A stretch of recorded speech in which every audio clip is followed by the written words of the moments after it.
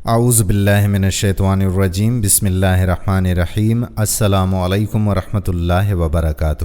ناظرین، جو کوئی بھی استغفار کو لازم پکڑ لے، اللہ تعالیٰ اس کے لیے ہر تنگی میں آسانی اور ہر غم سے دوری کا سامان پیدا فرماتا ہے، اور اسے ایسی ایسی جگہوں سے رزق نصیب فرماتا ہے کہ جہاں سے کبھی اس کو گمان ہی نہیں ہوا ہو۔ استغفار یا استغفر اللہ ایک بہت ہی محبوب ترین کلمہ ہے جو کہ اللہ رب العزت کی رحمت کو بہت قریب لاتا ہے اور انسان کے اعمال نامے کو ہلکا کرنے کے ساتھ ساتھ اسے بے شمار برکتوں اور فضیلتوں کا باعث بھی بنا دیتا ہے۔ یہ ایسا عمل ہے جس پر اللہ رب العزت نے اپنی عزت اور جلال کی قسم کھائی ہے۔ ناظرین، آج کی اس ویڈیو میں آپ کو قرآن و حدیث کے حوالہ جات سے بتائیں گے اور ورد کی کس قدر تاکید بیان کی گئی ہے، یہ ایک چھوٹا سا کلمہ کتنا جادوئی اثر رکھتا ہے، اور اس سے بھی آپ کو آگاہ کریں گے کہ یہ چھوٹا سا کلمہ کتنا جادوئی اثر رکھتا ہے۔ آپ سے گزارش ہے کہ ویڈیو کو آخر تک بس دیکھیے گا۔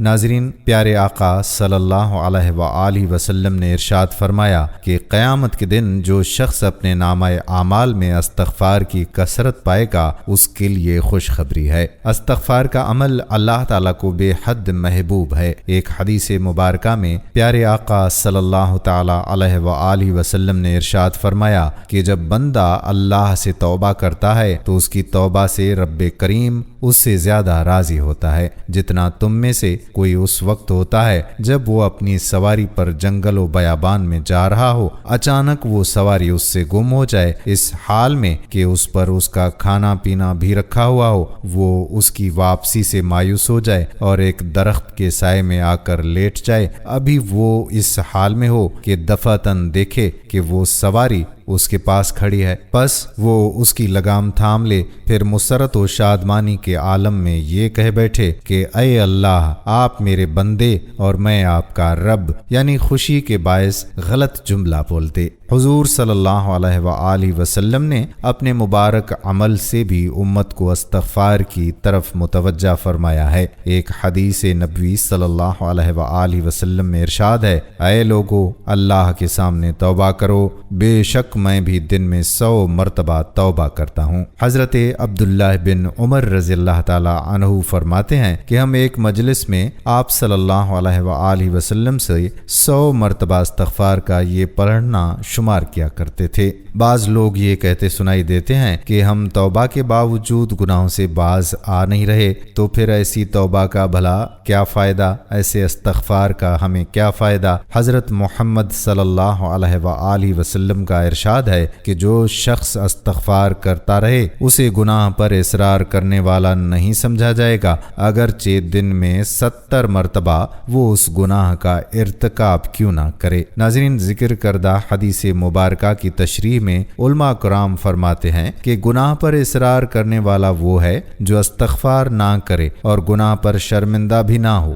ابن الملک رحمۃ اللہ علیہ فرماتے ہیں کہ جو کوئی مصیبت اور گناہ کا کام کرے گا اور اس کے بعد استغفار کر لے اور اظہار ندامت سے کام لے، وہ برائی پر اصرار کرنے سے نکل گیا۔ دوستو، انسان ہونے کے ناطے ہم سے دن میں ایسے ہزار گناہ سرزد ہو جاتے ہیں جن سے خود بھی ہم بے خبر رہتے ہیں، یا پھر ان گناہوں کو ہم ہلکا پھلکا لے لیتے ہیں، جبکہ کسی گناہ کو ہلکا یا کم سمجھنا ہماری بہت بڑی غلطی ہوا کرتی ہے۔ گناہوں پر شرمسار ہونا، اپنی لغزش کا اقرار کرنا اور اپنے جرم کا اعتراف کرنا، یہ وہ مبارک اور بابرکت عمل ہے کہ جس کا توڑ شیطان کے پاس نہیں ہے۔ امام اوزائی رحمۃ اللہ علیہ فرماتے ہیں کہ ابلیس نے اپنے چیلوں سے کہا کہ تم انسانوں کو کس طرح سے گمراہ کرتے ہو؟ وہ کہنے لگے کہ ہم ہر طریقے سے انہیں گمراہ کرتے ہیں۔ ابلیس نے جواب میں کہا، کیا استغفار کے بارے میں بھی تم نے انہیں گمراہ کیا ہے؟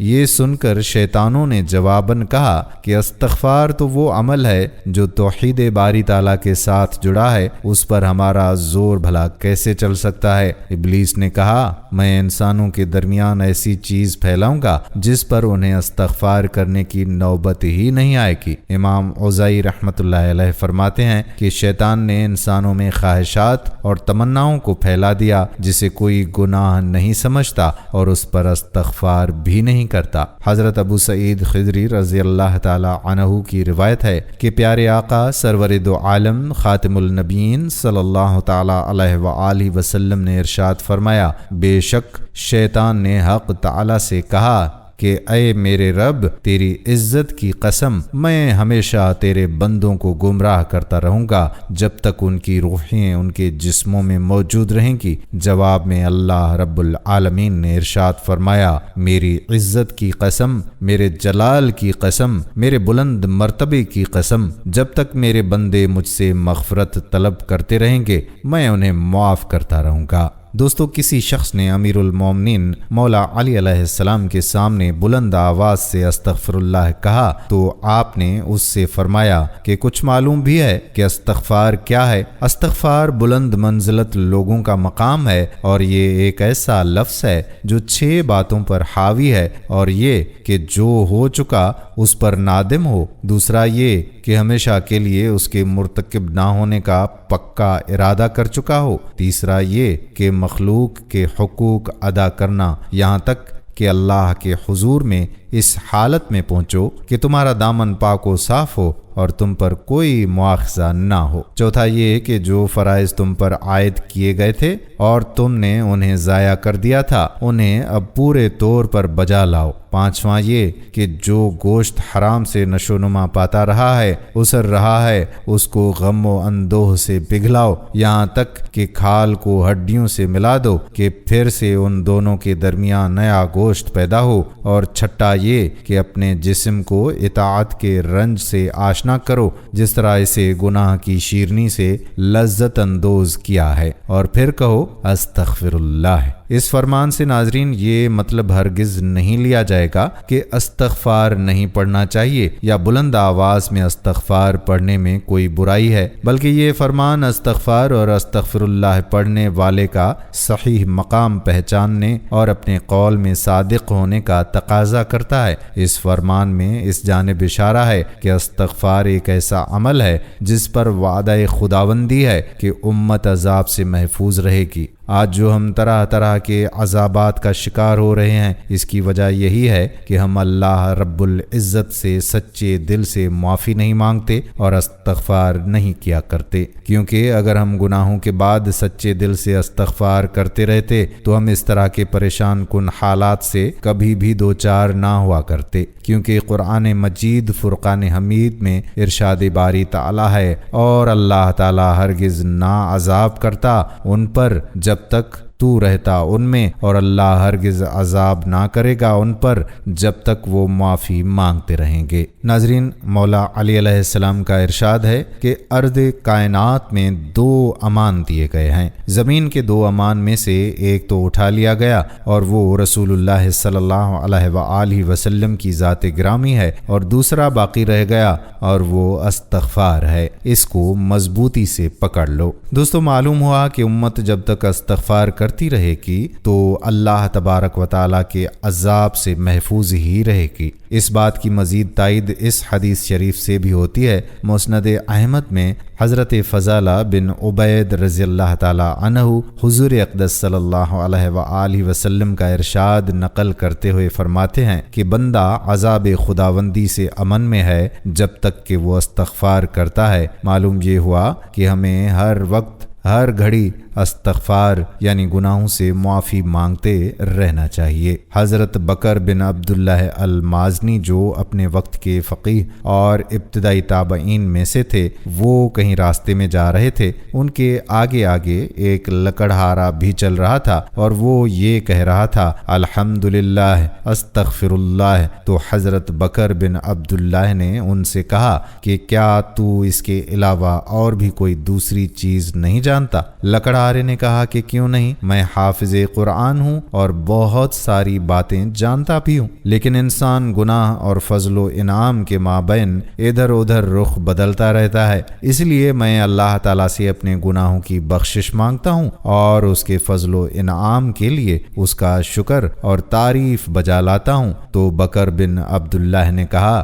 کہ بکر نادان رہا، لکڑہارا حقیقت کو پا گیا۔ ناظرین، استغفار ایک بہت ہی بڑی عبادت ہے جس کا شرف اللہ رب العزت نے اپنے بندوں کو عطا کیا ہوا ہے۔ اللہ تعالیٰ کے نبی حضرت محمد مصطفیٰ احمد مجتبی صلی اللہ تعالیٰ علیہ وآلہ وسلم نے خود اپنے اوپر استغفار کو لازم کر رکھا تھا، تو پھر دیگر مسلمانوں کا کیا حال ہوگا؟ استغفار کرنے والوں کو اللہ کی محبت ملتی ہے، اور اللہ مغفرت مانگنے والوں کو اور استغفار کرنے والوں پر بڑا ہی کرم فرماتا ہے۔ استغفار کے معنی مغفرت کی طلب کے ہیں، اور مغفرت کے معنی گناہوں کی پردہ پوشی اور ان کے شر سے بچاؤ ہے۔ بندہ اللہ سے استغفار کرتا ہے کہ اللہ دنیا میں اس کے گناہ پر پردہ ڈال دے اور اس کا گناہ اس کی فضیحت کا سبب نہ بنے، اور آخرت میں بھی اس کو ظاہر نہ کرے، اور اپنی رحمت اور عفو و درگزر سے اس کا گناہ معاف فرما دے۔ ناظرین، استغفار کی فضیلت یہ ہے کہ قرآن کریم میں استغفار کرنے کی ترغیب کثرت سے ہمیں دی گئی ہے۔ ایک مقام پر اللہ رب العزت کا فرمان ہے، اللہ سے استغفار کرتے رہو،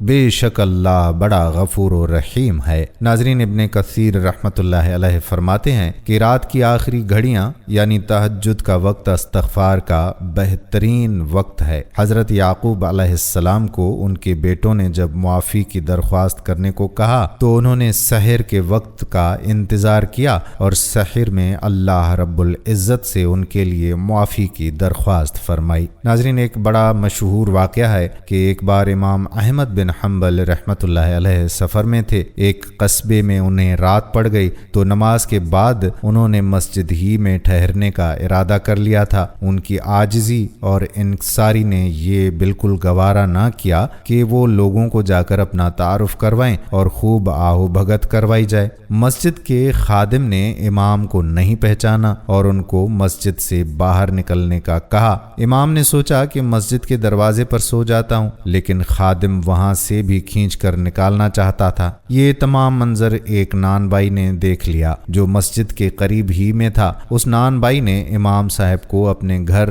رات گزارنے کی پیشکش کر دی، جبکہ وہ امام صاحب کو بالکل بھی نہیں جانتے تھے۔ امام صاحب اس کے گھر تشریف لے گئے، دیکھا کہ نان بائی کام کے دوران بھی کثرت سے استغفر اللہ کر رہا ہے۔ امام صاحب نے استفسار کیا کہ کیا تمہیں اس قدر استغفار کرنے کا کبھی پھل بھی ملا ہے؟ یہ سن کر نان بائی نے جواب دیا کہ میں نے جو بھی مانگا اللہ مالک الملک ہے اور اللہ نے مجھے عطا بھی کیا، ہاں بس ایک دعا ہے جو ابھی تک قبول نہیں ہوئی ہے۔ امام صاحب نے معلوم کیا کہ بھلا وہ کون سی دعا ہے جو قبول نہیں ہوئی؟ تو نان بائی کہنے لگا کہ میرے دل میں کچھ دنوں سے ایک خواہش مچل رہی ہے کہ امام احمد بن حنبل رحمۃ اللہ علیہ سے ملنے کا شرف حاصل ہو جائے۔ یہ سننا تھا تو امام احمد بن حنبل رحمۃ اللہ علیہ فرمانے لگے کہ میں ہی احمد بن حنبل ہوں، اللہ نے نہ صرف تمہاری دعا سنی بلکہ مجھے تمہارے دروازے تک کھینچ لایا ہے۔ ایک اور روایت ہے کہ حضرت حسن بصری رحمۃ اللہ علیہ سے کسی نے قحط سالی کی شکایت کی، فرمایا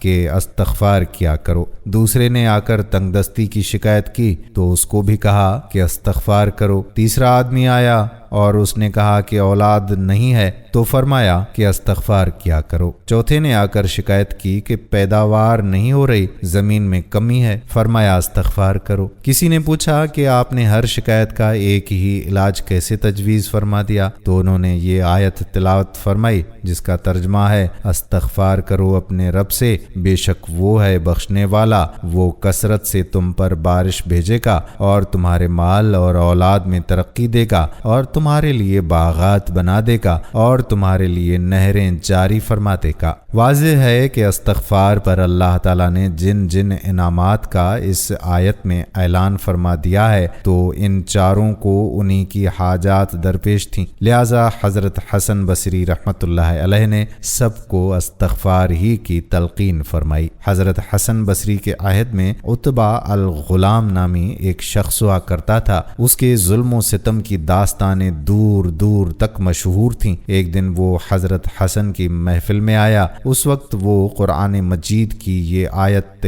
اقدس تلاوت فرما رہے تھے کہ کیا مومنوں کے لیے وہ وقت نہیں آیا کہ ان کے دل اللہ سے ڈریں آپ نے اس آیت کی ایسی تشریح کی کہ لوگ رونے لگ گئے۔ عتبہ الغلام نامی ظالم شخص کھڑا ہو گیا، کہا کہ اے بندے مومن، کیا مجھ جیسے فاسق و فاجر کی بھی توبہ اللہ تعالیٰ قبول فرمائے گا؟ آپ نے فرمایا بے شک۔ جب عتبہ الغلام نے یہ بات سنی تو اس کا چہرہ زرد پڑ گیا اور وہ کانپتے ہوئے چیخ مار کر بے ہوش ہو گیا۔ اسے جب ہوش آیا تو حضرت حسن نے ان سے قریب آ کر اللہ کی رحمتوں اور بخشش پر مبنی دردناک اشعار پڑھے، جنہیں سن کر عتبہ نے پھر چیخ ماری، پھر سے بے ہوش ہو گیا۔ جب ہوش آیا تو کہنے لگا کہ حضرت، کیا مجھ جیسے بدبخت کی توبہ رب کریم قبول فرمائے گا؟ حضرت حسن رحمت اللہ علیہ نے کہا درگزر کرنے والا رب ظالم بندے کی توبہ بھی قبول فرما لیتا ہے۔ اس وقت عتبہ نے سر اٹھا کر اللہ سے 3 دعائیں کیں، اے پروردگار، اگر تو نے میرے گناہوں کو معاف اور میری توبہ کو قبول کر لیا ہے تو ایسے حافظے اور عقل سے میری عزت افزائی فرما کہ میں قرآن مجید اور علوم دین میں سے جو کچھ بھی سنوں اسے کبھی فراموش نہ کروں۔ اے پروردگار، مجھے ایسی آواز عنایت فرما کہ میری قرآت کو سن کر سخت سے سخت دل بھی موم ہو جائے، اور اے میرے پروردگار، مجھے رزق حلال عطا فرما، ایسے طریقے سے دے جس کا میں تصور بھی نہ کر سکوں۔ اللہ تعالیٰ نے عتبہ کی تینوں دعائیں قبول فرما لیں۔ اس کا حافظہ اور فہم و فراست حیرت انگیز طور پر بڑھ گئی اور آواز میں ایسی رقت پیدا ہو گئی کہ جب وہ قرآن مجید کی تلاوت کرتا تھا تو ہر سننے والا گناہوں سے تائب ہو جاتا تھا، اور اس کے گھر میں ہر روز 1 پیالہ شوربے کا اور 2 روٹیاں رزق حلال سے پہنچ جاتی تھیں، اور کسی کو معلوم نہیں تھا کہ یہ کون رکھ جاتا ہے۔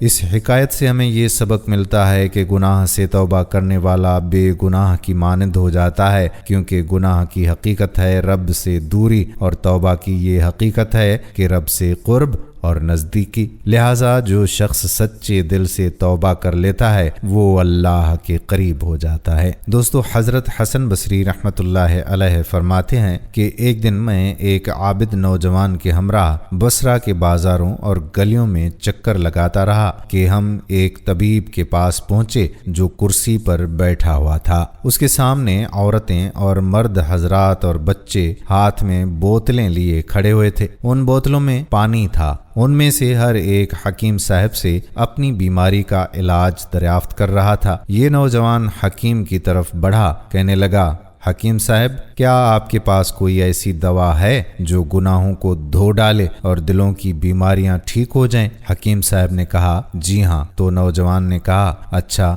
پھر مجھے بتا دیجئے۔ حکیم صاحب نے کہا کہ 10 چیزیں مجھ سے حاصل کر لے۔ تواضع کے درخت کی جڑوں کے ساتھ فقر کے درخت کی جڑیں لے لے اور توبہ کا حلیلہ اس میں ڈال دے، پھر اس کو رضا کی کھرل میں ڈال دے، پھر قناعت کے ہاون دستے سے اسے کوٹ دے، پھر اس کو تقوی کی دیگ میں ڈال دے اور حیا کا پانی اس میں ملا دے اور محبت کی آگ سے اسے جوش دے دے، اور پھر شکر کے پیالے میں اس کو نکال دے اور امید کے پنکھے سے اس کو ہوا دے، یعنی ٹھنڈا کر، پھر اس کو حمد کے چمچے سے پی لے۔ جب آپ اس طرح کر لیں گے تو دنیا اور آخرت کی ہر ایک بیماری، ہر ایک مصیبت سے آپ کو فائدہ ہو جائے گا۔ فائدہ ہی نہ ہوگا بلکہ بیماریاں بھی دور ہو جائیں گی۔ ناظرین گرامی، حضرت ابراہیم بن ادہم رحمت اللہ علیہ سے پوچھا گیا کہ اللہ تعالیٰ کا ارشاد ہے کہ مجھے پکارو میں قبول کروں گا، لیکن ہم دعا مانگتے ہیں وہ قبول ہی نہیں ہوتی۔ فرمایا کیسے دعائیں قبول ہوں؟ تمہارے دلوں کی 10 چیزیں مر گئی ہیں۔ نمبر 1، تم نے اللہ تعالیٰ کو پہچان لیا لیکن اس کا حق تو ادا نہیں کیا۔ نمبر 2، تم نے اللہ کی کتاب پڑھی لیکن عمل اس پر نہ کیا۔ نمبر 3، ملعون ابلیس سے دشمنی کا دعویٰ تو کرتے ہو لیکن اس سے دوستی کر لی۔ نمبر 4، نبی کریم صلی اللہ علیہ وآلہ وسلم کے ساتھ دعوی محبت تو ہے لیکن ان کی سنتوں کو یکسر چھوڑ رکھا ہوا ہے۔ نمبر 5، جنت کی محبت کا دعویٰ تو کیا لیکن اس کے لیے عمل بالکل نہیں۔ نمبر 6، جہنم سے خوف کا دعویٰ تو کیا لیکن گناہوں سے بالکل باز نہ آئے۔ نمبر 7، موت کے حق ہونے کا دعویٰ تو کیا لیکن اس کی تیاری ہی نہیں کی۔ نمبر 8، دوسروں کے عیوب تلاش کرنے میں تو مشغول ہو گئے اور اپنے عیوب کی اصلاح چھوڑ دی۔ نمبر 9، اللہ تعالیٰ کا دیا ہوا رزق کھاتے تو ہو لیکن شکر بجا نہیں لاتے۔ نمبر 10، مردوں کو اپنے ہاتھوں سے دفن کرتے ہو لیکن عبرت تو حاصل نہیں کرتے۔ ناظرین، اللہ کا عذاب بہت سخت ہے، لیکن اگر اپنے گناہوں کی وجہ سے انسان کسی آزمائش میں آ جائے تو اس کے ختم کرنے کا بھی اللہ تبارک و تعالی نے طریقہ بتا دیا ہے، جو حضرت نوح علیہ السلام کی زبانی قرآن میں بیان فرما دیا کہ انہوں نے کہا اپنے رب کے حضور استغفار کرو، وہ تمہیں 5 نعمتیں دے گا اور یقین رکھنا کہ وہ معاف ضرور کرے گا کیونکہ وہ بہت زیادہ معاف کرنے والا ہے۔ وہ 5 نعمتیں یہ ہیں: 1، آسمان سے تم پر موسلا دھار بارش برسائے گا۔ نمبر 2، تمہارے مال کے ذریعے۔ نمبر 3، اولاد کے ذریعے مدد کرے گا۔ نمبر 4، تمہیں باغات عطا فرمائے گا۔ نمبر 5، اور نہریں عطا فرمائے گا۔ دوستو، پتہ چلا کہ استغفار پر اللہ تبارک و تعالی آسمان و زمین اور اس کے درمیان کی نعمتیں انسان کو عطا فرما دیتا ہے۔ ملاحظہ فرمائیں کہ پہلی نعمت کا تعلق آسمان سے بتایا ہے، دوسری اور تیسری کا تعلق بھی آسمان و زمین کے درمیان سے بتایا، اور چوتھی اور 5ویں کا تعلق زمین سے بتایا، جس کا واضح مطلب یہ ہے کہ آسمان و زمین اور اس کے درمیان کی نعمتیں اللہ تعالیٰ استغفار کی برکت سے عطا فرمائے گا۔ اب استغفار سے 5 نعمتیں مل رہی ہیں، لیکن ہماری جو پوری زندگی کی ضروریات ہیں جسے ہم اپنے نعروں میں ذکر کرتے ہیں، یعنی روٹی، کپڑا اور مکان، وہ صرف اس میں ایک اموال سے متعلق ہے۔ اس کے علاوہ کی نعمتیں مال کے ذریعے حاصل نہیں کی جا سکتی، اس لیے مصنوعی بارشیں اب تک کارآمد نہیں بنی، بلکہ اسے صرف سازشوں اور دیگر کاموں کے لیے استعمال کیا گیا، اور نہ ہی اولاد مال کے ذریعے حاصل کی جا سکتی ہے۔ جب تک کہ اللہ تعالیٰ نہ چاہے اولاد نہیں مل سکتی۔ بچوں کا گود لینا اولاد کی نعمت کی طرح نہیں ہے۔ غرض انسان اولاد کی نعمت مال کے ذریعے حاصل نہیں کر سکتا، اس لیے یہ کہنا بیجا نہیں کہ اولاد خالصاً اللہ کا فضل ہے اور مال کے ذریعے حاصل نہیں ہو سکتا۔ چوتھی چیز باغات ہیں، یعنی زمین کو اللہ تعالیٰ زرخیزی نصیب فرماتا ہے، اگرچہ شہروں میں بسنے والے ان باغات اور کھیتوں کو دیہاتی زندگی سے ملائیں، لیکن حقیقت تو یہ ہے کہ اگر زمین میں زرخیزی نہ ہو تو شہروں میں بسنے والے آٹے دال تک کے لیے محتاج ہو جائیں۔ ان ممالک کی طرح جن کے پاس پیسہ وافر مقدار میں ہے لیکن ان کی خوراک مکمل باہر پر مدار رکھتی ہے، جب تک باہر سے کچھ نہ آ جائے اور پھر جیسا کیسا بھی ہو انہیں وہی استعمال کرنا پڑتا ہے۔ تو زمین کی زرخیزی مال سے نہیں ہوتی، یہ زرخیز زمین اللہ پاک کی بہت ہی بڑی نعمت ہے، اور اللہ پاک فرماتا ہے کہ میں یہ استغفار کی برکت سے عطا کر دیتا ہوں۔ 5ویں چیز جس کا ذکر ہے وہ نہریں ہیں۔ سمندر اگرچہ بہت بڑا ہے اور دنیا کے ایک بہت بڑے حصے پر غالب ہے، لیکن زمینی فوائد جتنے نہروں کے پانی سے حاصل کیے جاتے ہیں اس قدر سمندر کے پانی سے نہیں کیے جا سکتے۔ بعض حضرات نے تو اس دور کی جنگوں کو ہی میٹھے پانی سے جوڑ دیا ہے کہ اس وقت دنیا کی ایک بڑی جنگ میٹھے پانی کی وجہ سے ہوگی۔ اس سے حاصل ہونے والے معدنیات اور اس دور کے نظام کو چلانے کے لیے ضروری سمجھے جاتے ہیں،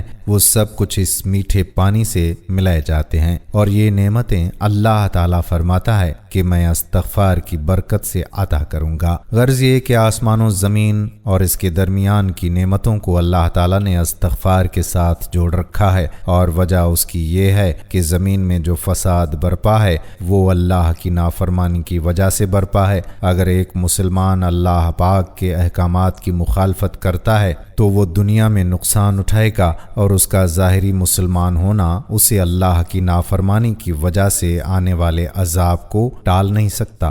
اس کے برعکس اگر ایک کافر دنیا میں احکامات خداوندی کی پاسداری کرے تو اس کے لیے اللہ تبارک و تعالی اس دنیا میں چین و سکون لکھ دے گا، اور دنیا میں ظاہر دین پر عمل کرنا اس کے لیے پریشانیوں سے نجات کا باعث بن جائے گا۔ اس طرح کے کئی واقعات کتابوں میں بھی درج ہیں۔ ڈاکٹر عامر عبدالکافی نے بتایا ہے کہ ایک دن وہ ایک مسجد میں جمعے کا خطبہ دے رہے تھے۔ نماز کے بعد ایک آدمی ان کے پاس آیا، اس کے لمبے بال تھے اور لمبی لمبی داڑھی تھی۔ حیرت کی بات یہ تھی کہ اس نے ظاہر کیا کہ اسے اپنے بارے میں کوئی پرواہ ہی نہیں ہے۔ انہوں نے ڈاکٹر عمر سے آ کر کہا کہ میں بہت سست ہوں، بہت زیادہ نیند کے ساتھ میں مشکل سے جاگتا ہوں، میں صرف کھانے کے لیے جاگتا ہوں پھر سو جاتا ہوں، میں اپنے کام، اپنے مستقبل اور ہر چیز کو نظر انداز کرتا ہوں، مجھے کوئی پرواہ ہی نہیں ہے۔ میرے بچے سمجھتے ہیں کہ میں ایک عجیب ترین شخص ہوں اور بہت ہی بورنگ انسان ہوں، مجھ میں جوش کی کمی آ گئی ہے اور مجھے ہمیشہ مایوسی ہوتی رہتی ہے، مجھے کیا کرنا چاہیے؟ براہ کرم آپ میری مدد کر دیں۔ ڈاکٹر عمر نے اسے ایک دن میں کم از کم 100 مرتبہ استغفر اللہ کہہ کر اللہ سے معافی مانگنے اور ایک ہفتے کے بعد اس کے پاس واپس آنے اور اس کا نتیجہ بتانے کے لیے کہہ دیا۔ اس شخص نے کہا کہ میں آپ کو بتا رہا ہوں کہ میں بہت سست ہوں، میں دن میں 15 گھنٹے سے زیادہ سوتا رہتا ہوں، میں اپنی دعاؤں اور اپنے بچوں اور اپنے کاموں کو نظر انداز کر رہا ہوں اور آپ مجھے اللہ سے معافی مانگنے کا کہہ رہے ہیں۔ ڈاکٹر عمر نے کہا کہ آؤ بیٹا بات سنو، ہم گوشت اور خون ہیں، ہم انسان اپنے پروردگار کی نافرمانی کرنے اور گناہ کرنے کا ارتکاب کرتے رہتے ہیں، یہ گناہ ہمارے جسموں پر بھاری ہو جاتے ہیں اور ہمیں سست بنا دیتے ہیں، وہ ہمارے جوش اور جذبے کو بھی کم کر دیتے ہیں اور ہمیں سستی اور کاہلی اور سختی کا درس دیتے ہیں۔ میرے مشورے کو سنو اور اس کے نتیجے پر آپ حیران ہو کے رہ جاؤ گے۔ ڈاکٹر عمر کہتے ہیں کہ 6 دن کے بعد وہ شخص میرے پاس آیا اور اس نے کہا کہ میں آپ کا ہاتھ چومنا چاہتا ہوں، اب میں کبھی کبھی ایک دن میں 100 مرتبہ یا 400 بار یا 1000 بار استغفار کرتا ہوں۔ اللہ نے میرے دل میں سرگرمی اور الہام پیدا کر دیا ہے، میں 7 گھنٹے سے بھی کم سوتا ہوں اور یہ میرے لیے کافی ہوتا ہے، میں اپنے کام کی جگہ کی ہر سرگرمی میں خود شامل ہو جاتا ہوں، میں نے ایک نئی شراکت داری پر بھی اتفاق کیا ہے اور میں نے 4 دن سے بھی کم عرصے میں معاہدہ بھی کر لیا، ان دنوں میں کبھی بھی اپنی دعاؤں سے محروم نہیں ہوں اور میں اپنے بچوں کے ساتھ بہت قریب ہوں۔ استغفار میرے لیے ایک محرک دواؤں جیسے انرجی ڈرنک بجلی کے چارج کی طرح بن گیا ہے۔ استغفار ایسے ہاتھ کی طرح ہے جو انسانوں کو آگے بڑھاتا ہے، یہ ہمارے پروردگار کی طرف سے ایک طاقت ہے، بالکل اسی طرح جیسے چھتری ہمیں سورج اور بارش سے بچاتی ہے۔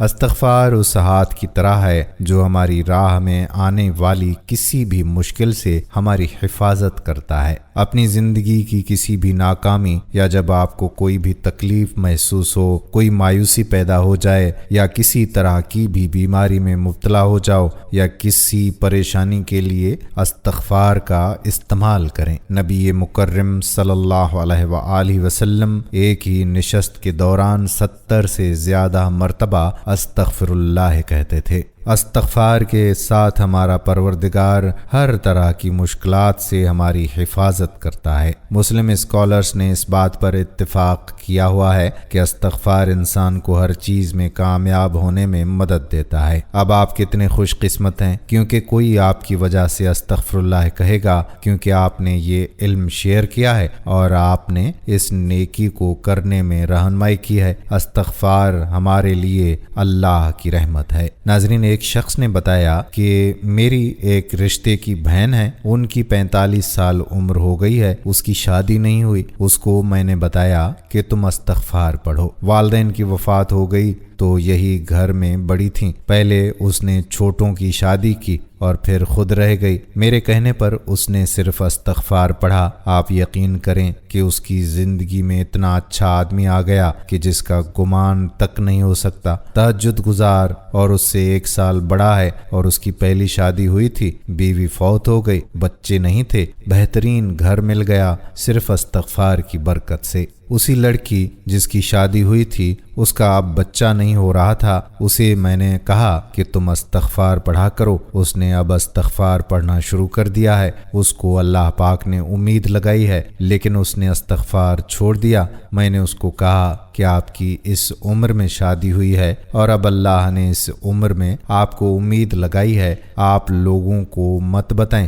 لیکن اس نے میری بات پر عمل نہ کیا اور کسی کی نظر لگی اور بچہ ضائع ہو گیا، کیونکہ اس نے پڑھائی چھوڑ دی تھی۔ اس نے استغفار پڑھنا بالکل ہی ترک کر دیا تھا۔ نمازیں نہیں چھوڑیں، کیونکہ نماز کی تو وہ بچپن ہی سے پابند ہیں۔ میں نے اس سے کہا کہ باجی آپ استغفار نہیں پڑھتی؟ اس نے کہا کہ ہاں میں نے استغفار پڑھنا چھوڑ دیا تھا۔ میں نے اس سے کہا کہ آپ نے استغفار پڑھنا ختم کیا تو آپ شکر شروع کر دیتی، میں نے آپ سے کہا تھا تاکہ یہ نعمت آپ کے پاس قائم رہے۔ اس کے بعد انہوں نے استغفار اور شکر کو لازم پکڑ لیا تو ان کی زندگی بہت آسان ہو گئی۔ اللہ تعالیٰ نے فرمایا کہ اے آدم کے بیٹے، تو جب تک مجھ سے دعا مانگتا ہے اور اپنے گناہوں کی معافی طلب کرتا رہے گا، میں تیرے گناہ معاف کرتا رہوں گا۔ اگر تو زمین کے برابر گناہ لے کر آئے اور تو نے میرے ساتھ کسی کو شریک نہ کیا تو میں زمین کے برابر ہی تیرے لیے معافی لے کر آؤں گا۔ عرش کو اٹھانے والے فرشتے ایمان والوں کے لیے استغفار کرتے ہیں اور ان کے لیے بخشش کی دعا بھی کرتے ہیں جو لوگ توبہ کریں۔ استغفار کرنے سے اللہ تعالیٰ عذاب نہیں دیتا۔ اللہ تعالیٰ جنت میں آدمی کا درجہ بلند فرماتا ہے۔ آدمی عرض کرتا ہے یا اللہ یہ درجہ مجھے کیسے ملا؟ اللہ تعالیٰ فرماتا ہے تیرے بیٹے نے تیرے لیے استغفار کیا۔ حضرت عبادہ بن سامت رضی اللہ تعالیٰ عنہ سے روایت ہے، فرماتے ہیں کہ میں نے حضرت محمد صلی اللہ علیہ وآلہ وسلم کو ارشاد فرماتے ہوئے سنا کہ جو شخص مومن مردوں اور مومن عورتوں کے لیے استغفار کرے، اللہ تعالیٰ اس کے لیے ہر مومن مرد اور ہر مومن عورت کے بدلے ایک نیکی لکھ دیتا ہے۔ ناظرین، یوں تو اسلام بطور دین ایک مکمل ضابطۂ حیات ہے جو مسلمانوں کو با مقصد زندگی گزارنے کا مکمل طریقہ بتاتا ہے۔ اللہ تعالیٰ نے انسان کو اشرف المخلوقات بنایا، یعنی سوچنے اور سمجھنے کی صلاحیت بھی عطا فرمائی، صحیح اور غلط کی آگاہی بھی دی۔ اب یہ انسانی عقل پر منحصر ہے کہ وہ سیاہ کرتا ہے یا سفید، لیکن انسان خطا کا پتلا ہے اور اللہ ہمیشہ اپنے بندوں کے ساتھ رحم کا معاملہ کرتا ہے، اس لیے اس نے مسلمانوں کے لیے ہدایت کا راستہ بھی کھلا رکھا ہے تاکہ اگر کوئی مسلمان گناہ کا مرتکب ہو جاتا ہے تو توبہ اور استغفار سے فلاح کا راستہ پا سکے۔ استغفر اللہ، یا اللہ مجھ گناہگار کو بخش دے۔ یہ ایک سادہ لیکن طاقتور دعا ہے۔ گناہوں کے بوجھ سے اگر دل بھاری ہو، ذہن پریشانیوں کا شکار ہو جائیں تو استغفر اللہ کی ایک سادہ سی دعا آپ کے دل کو بہت ہی پرسکون کر دیتی ہے، جسے کسی بھی وقت جب بھی چاہیں پڑھ سکتے ہیں۔ بلا شبہ توبہ استغفار کرنے سے اللہ اپنے بندے پر رحمت کے دروازے کھول دیتا ہے۔ ہمارا دین ہمیں گناہوں سے بچنے کا درس دیتا ہے، لہٰذا اگر خلوص نیت کے ساتھ توبہ کی جائے تو باری تعالیٰ کی بارگاہ میں قبولیت کا درجہ پاتی ہے اور گناہوں کا خاتمہ ہو جاتا ہے۔ اللہ تبارک و تعالیٰ نے قرآن مجید میں مسلمانوں کی فلاح کے لیے استغفار کے 8 بڑے فوائد بتائے ہیں۔ یہ رحمت کے دروازے کھول دیتا ہے۔ قرآن میں ایک جگہ استغفار کی اہمیت اس طرح سے بیان کی گئی ہے، اپنے رب سے معافی مانگتے رہو،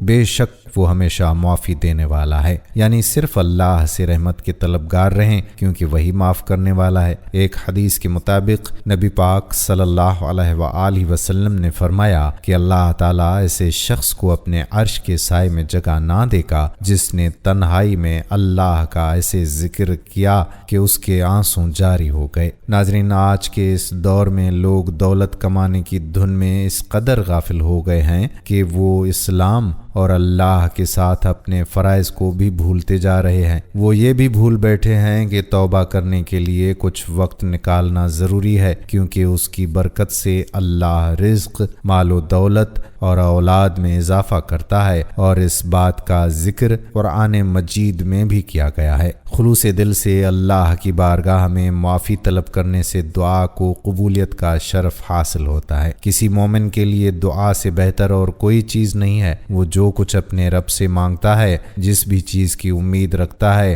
ایک دن اس کا رب اسے نوازے گا، کیونکہ بحیثیت مسلمان ہمارا یہ یقین ہے کہ صرف اور صرف اللہ کے پاس یہ اختیار ہے کہ وہ ہماری دعائیں قبول کرنے پر قادر ہے۔ قرآن مجید میں اللہ پاک کا یہ وعدہ ہے کہ اللہ سے معافی طلب کرتے رہنے سے وہ رزق میں خیر و برکت ڈالتا ہے۔ مومن کے رزق میں یہ فراوانی ایک مخصوص مدت کے لیے ہوتی ہے۔ اس بات کی وضاحت اس طرح سے کی گئی ہے کہ انسان اپنی نعمتوں کو جلد فراموش کر دیتا ہے اور اللہ نہیں چاہتا کہ اس کے مومنین اسے فراموش کریں، اس لیے استغفار کرتے رہنا چاہیے۔ اس حوالے سے فرمان مصطفیٰ احمد مجتبیٰ صلی اللہ علیہ وآلہ وسلم ہے کہ جس نے استغفار کو اپنے اوپر لازم کر لیا، اللہ اس کی ہر پریشانی دور فرمائے گا، ہر تنگی سے اسے راحت عطا فرمائے گا اور اسے ایسی جگہ سے رزق عطا فرمائے گا جہاں سے اسے گمان بھی نہ ہو۔ اللہ تعالیٰ ہر مسلمان کو آزمائشوں اور مصیبتوں سے دوچار کرتا ہے، در حقیقت یہ مومن کا امتحان ہوتا ہے۔ اللہ پاک اس طرح مومن کی اپنی ذات اور اسلام پر اعتقاد کی مضبوطی کو جانتا ہے۔ ایسے وقت میں شکوہ نہیں، اللہ سے معافی مانگنا چاہیے، استغفار کرنا چاہیے، کیونکہ رب العالمین اپنے معافی کے طلبگار بندے کو سزا نہیں دیتا بلکہ معاف فرماتا ہے، اور عام زندگی میں ہمیں بھی یہی طرز عمل اختیار کرنے کا درس دیتا ہے۔ توبہ استغفار کی یہ فضیلت ہے کہ بندے کے لیے اللہ کی رحمت اور فضل کے دروازے کھول دیتا ہے۔ بے شک اللہ بہت رحیم و کریم ہے، اور جب ہم اس سے گڑ گڑا کر معافی کے طلبگار بنتے ہیں تو وہ ہمیں ہدایت عطا کرتا ہے، اپنی رحمتوں سے نوازتا ہے، ہمارا دل اپنی جانب راغب کر لیتا ہے۔ اس وقت ہماری زندگی عدم تحفظ کا شکار ہے، اور بلا شبہ استغفار کا ورد ہمیں دنیاوی زندگی میں صبر عطا کرنے کا بہترین ذریعہ ہے۔ یہ ہمیں ذہنی، جذباتی اور روحانی طور پر محفوظ کرتا ہے۔ قرآن مجید فرقان حمید میں ایک جگہ بیان کیا گیا ہے کہ اپنے رب سے معافی مانگو اور پھر اس سے توبہ کرو، وہ تمہارے پر آسمان سے بارش برسائے گا اور تمہیں اپنی طاقت میں سے طاقت بخشے گا۔ قرآن مجید میں استغفار کرنے والے سے اللہ نے وعدہ فرمایا ہے کہ وہ اس کو اپنے بے پناہ فضل سے نوازے گا، اس دنیا میں بھی اور آخرت میں بھی۔ قرآن مجید میں اللہ اپنے بندوں سے مخاطب ہو کر فرماتا ہے، اور تمہارے لیے دریاؤں کا سامان مہیا کرو۔ حضرت ثوبان رضی اللہ تعالی عنہ فرماتے ہیں کہ 40 صحابہ کرام رضوان اللہ علیہم اجمعین، جن میں حضرت ابوبکر صدیق، حضرت عمر فاروق رضی اللہ تعالی عنہما بھی تھے، جمع ہو کر جبر و قدر میں بحث کرنے لگے تو روح الامین حضرت جبرائیل علیہ السلام حضور اقدس صلی اللہ تعالی علیہ وآلہ وسلم کی بارگاہ میں حاضر ہوئے۔ عرض کی کہ یا رسول اللہ صلی اللہ علیہ وآلہ وسلم، باہر اپنی امت کے پاس تشریف لے جائیں، انہوں نے ایک نیا کام شروع کر دیا ہے۔ چنانچہ آپ صلی اللہ علیہ وآلہ وسلم اس حال میں تشریف لائے کہ غصے سے آپ صلی اللہ علیہ وآلہ وسلم کا چہرہ مبارک سرخی میں اس طرح سے نمایاں تھا جیسے سرخ انار کا دانہ۔ آپ صلی اللہ علیہ وآلہ وسلم کے رخسار مبارک پر نچوڑا گیا ہو۔ صحابہ کرام رضوان اللہ علیہم اجمعین حضور پرنور صلی اللہ علیہ وآلہ وسلم کی اس کیفیت کو دیکھ کر کھلے بازو آپ صلی اللہ علیہ وآلہ وسلم کے استقبال کے لیے آگے بڑھے، اور ان کا یہ حال تھا کہ ان کے ہاتھ اور بازو کانپ رہے تھے۔ عرض کی کہ ہم نے اللہ تعالیٰ اور رسول صلی اللہ علیہ وآلہ وسلم کے دربار میں توبہ پیش کی۔ آپ صلی اللہ علیہ وآلہ وسلم نے ارشاد فرمایا، قریب تھا کہ تم اپنے اوپر جہنم واجب کر لیتے۔ میرے پاس جبرائیل امین علیہ السلام تشریف لائے۔ عرض کی کہ آپ صلی اللہ علیہ وآلہ وسلم باہر امت کے پاس تشریف لے جائیں، انہوں نے نیا کام شروع کر دیا ہے۔ حضرت شداد بن اوس روایت کرتے ہیں کہ آپ صلی اللہ علیہ وآلہ وسلم نے فرمایا، جو شخص یقین کامل کے ساتھ صبح کی نماز کے بعد سید الاستغفار پڑھے گا، اگر اسی دن شام سے پہلے پہلے مر گیا تو سیدھا جنت میں جائے گا۔ اسی طرح سے جو شخص یقین کامل کے ساتھ مغرب کی نماز کے بعد سید الاستغفار پڑھے گا، اگر اسی رات صبح سے پہلے مر گیا، سیدھا جنت میں جائے گا۔ سید الاستغفار یہ ہے، اے اللہ تو ہی میرا رب ہے، تیرے علاوہ کوئی عبادت کے لائق نہیں، تو نے مجھے پیدا کیا اور میں تیرا بندہ ہوں اور تیرے عہد اور وعدے پر قائم ہوں۔ جس قدر طاقت رکھتا ہوں میں نے جو کچھ کیا اس کے شر سے تیری پناہ چاہتا ہوں، اپنے آپ پر تیری نعمت کا اقرار کرتا ہوں اور اپنے گناہوں کا اعتراف کرتا ہوں، بس مجھے بخش دے کیونکہ تیرے علاوہ کوئی گناہوں کو نہیں بخش سکتا۔ ناظرین، حضرت ابو لبابہ بن عبد المنذر رضی اللہ تعالی عنہ سے غزوہ بنو قریظہ کے موقع پر ایک خطا سرزد ہو گئی تو آپ رضی اللہ تعالی عنہ اس قدر نادم ہوئے کہ خود کو ایک ستون کے ساتھ باندھ دیا اور کہا کہ جب تک اللہ تعالی میری توبہ قبول نہیں فرمائے گا تب تک نہ میں کچھ کھاؤں گا، نہ پیوں گا، نہ کوئی چیز چکھوں گا، یہاں تک کہ مجھے موت آ جائے یا اللہ تعالیٰ میری توبہ قبول فرما لے۔ آپ صلی اللہ علیہ وآلہ وسلم کو جب ان کے بارے میں پتہ چلا تو ارشاد فرمایا، اگر یہ میرے پاس آ جاتا تو میں اس کے لیے مغفرت طلب کرتا، لیکن اب اس نے خود کو باندھ لیا ہے تو جب تک اللہ تعالیٰ ان کی توبہ قبول نہ فرمائے گا میں نہیں کھولوں گا۔ 7 دن تک حضرت ابو لبابہ رضی اللہ تعالیٰ عنہ نے نہ کوئی چیز کھائی، نہ پی اور نہ چکھی، حتیٰ کہ ان پر غشی طاری ہو گئی۔ پھر اللہ تعالیٰ نے ان کی توبہ قبول فرمائی۔ جب انہیں توبہ کی قبولیت کے بارے میں بتایا گیا تو فرمایا، خدا کی قسم میں اس وقت تک خود کو نہیں کھولوں گا جب تک کہ نبی صلی اللہ علیہ وآلہ وسلم تشریف لا کر اپنے دست اقدس سے مجھے نہیں کھولتے۔ چنانچہ تاجدار رسالت معاب صلی اللہ علیہ وآلہ وسلم تشریف لائے اور اپنے پیارے صحابی کو بندشوں سے آزاد فرمایا۔ دلائل نبوہ البیہقی۔ اللہ تعالیٰ ان پتھر اور سیاہ نما ہمارے دلوں کو نرم اور صاف کر کے صحیح اور پختہ توبہ کرنے کی توفیق عطا فرمائے، آمین بجاہ السید المرسلین۔ ناظرین گرامی، ہم امید کرتے ہیں کہ ہماری آج کی یہ ویڈیو بھی آپ کو ضرور پسند آئی ہوگی۔ دوسرے لوگوں کا ایمان تازہ کرنے کے لیے یہ ویڈیو ان کے ساتھ بھی شیئر کیجیے گا تاکہ وہ بھی استغفار کر سکیں، اس کا اجر و ثواب آپ کو بھی ملے گا اور ہمیں بھی ملے گا۔ اب آنے والی ویڈیو تک اپنے میزبان قادر بخش کلہوڑوں کو اجازت دیجیے۔ اللہ حافظ۔